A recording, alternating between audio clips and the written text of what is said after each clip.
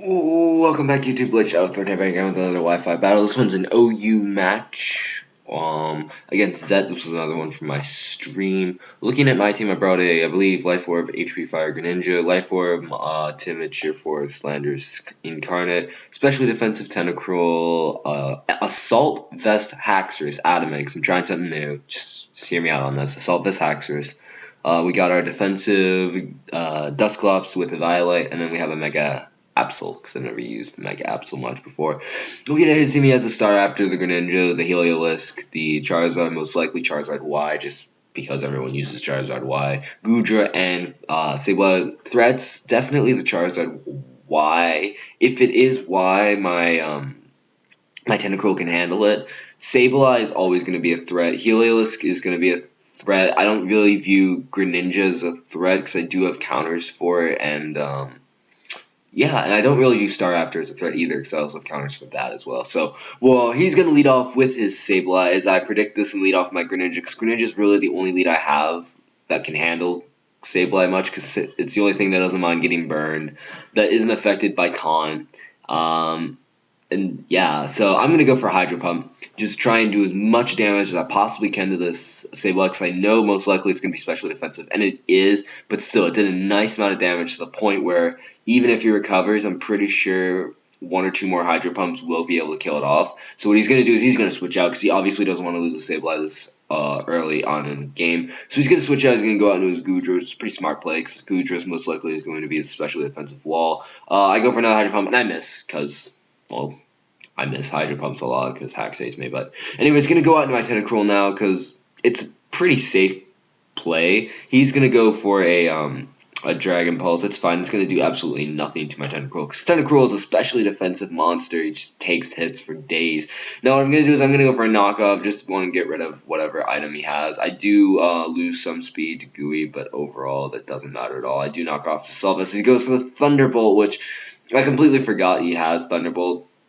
Or else I would have went for the Magic Coat, and then this Goodra would not be a problem at all. I'm going to stay in. I'm going to go, hope he goes for another Thunderbolt, which he does. I lived that barely, and I'm able to go for a Magic Coat, and that basically takes out the Goodra from there. It lives barely, but it's out of range of HP where it is easily revenge killable.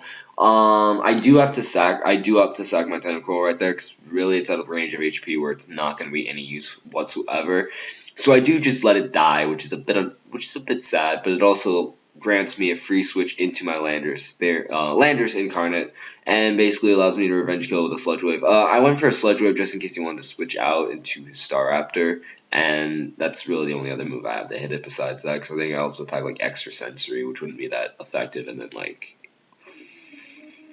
I don't even know. I can't remember. Focus Blast. Yeah, that's my other move. Focus Blast. Anyways, I know an Ice Beam's coming my way. Unfortunately, I don't have my my Tentacruel around to check this Greninja anymore, so I'm going to go out in my other defensive pivot, which is going to be my Dusclops. He does go for the obviously obvious Ice Beam. It's fine by me. I don't really think it's going to be that big of a threat. Dusclops can take it. He took it actually really well, considering I had no special defense investment whatsoever. And now right here, he's going to go for Dark Pulse. It's going to do a nice chunk of damage, but I know I can live at least one Dark Pulse, I'm hoping. And I do. I barely live with 7 HP, which means it's great, which means I'm now able to... I thought I would live a little bit more, but it was substitute. Unfortunately, I don't. Now right here, he makes a pretty bad play, I guess, expecting me to switch out, saving my Dusclops for later. I instead go for the Pain Split, which allows me to get enough HP back, lower that Greninja's HP, which means even though I won't probably not be able to live this next Dark Pulse, I will at least, though, have brought the Greninja down to a very revenge killable range. So right off the bat, though, I lose both my walls, which is a bit unfortunate, but at the same time, I don't really feel I need them. So I'm going to bring in my own Greninja right here because, like, little Greninja versus Greninja action. You got the Black Greninja versus Black Greninja. Who's going to win? He takes this opportunity to set up his spikes. I guess resorting to the fact that he's going to be Death Fodder at this point. So he's going to set up a layer of spikes. I actually opt to go for the U-turn, predicting him to, I don't know, like, go for Dark Pulse or something. But anyways, that U-turn is actually able to knock out the Greninja, which is going to be pretty awesome. Now I don't have to worry about that anymore, and I can get a little bit of switch initiative, switch out and go into something that I can handle basically everything on his team, and that's going to be my Haxorus. Because what I'm thinking right here is, I know I'm adamant, which means if he does decide to bring in his Sableye right here, I know for a fact a adamant outrage, even if I'm burned at the range of HP it's at, will be able to kill the Sableye. So what I'm gonna do is I'm gonna sack basically my Haxorus right here, let it take the Will-O-Wisp, and then retaliate back with an outrage, knock out this Sableye. Because overall the Sableye is just too big a threat with that Prankster running around to be allowed to live. So I do have to cripple my own Haxorus in order to do that. So unfortunately, my beautiful creation that is Assault Vest Haxorus, it doesn't do much this game, but it did take out a huge threat, so that's something. So he's going to go out into Staraptor now. Staraptor's going to go for that nice, powerful Brave Bird. That is going to be able to knock me out because Staraptor's just too strong, I tell you. I don't know why they don't just chuck that thing back in OU. I mean, it's sticking around with Borderline, but honestly, it belongs back in OU.